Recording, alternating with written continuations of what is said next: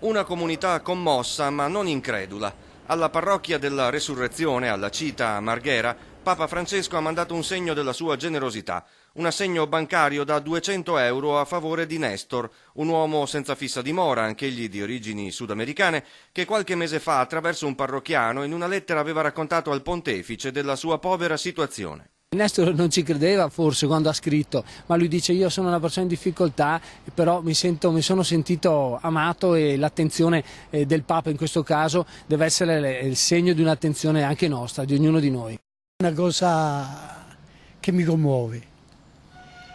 Se me lo chiede come cristiano sono felice, perché abbiamo un uomo santo che sente i bisogni dei poveri. Che si creda o meno sono gesti apprezzabili e oltretutto c'è stato un cambio di tendenza rispetto ai precedenti. Penso sia una cosa straordinaria. Un esempio, perché è un gesto simbolico. Un esempio, sì, un esempio. La prima volta nella storia dei papi che io sento una cosa del genere. Cioè, se tutti adesso cominciassero a farlo, magari. Comunque è stato un bel gesto. 200 euro, 2 giorni, 3 giorni dopo?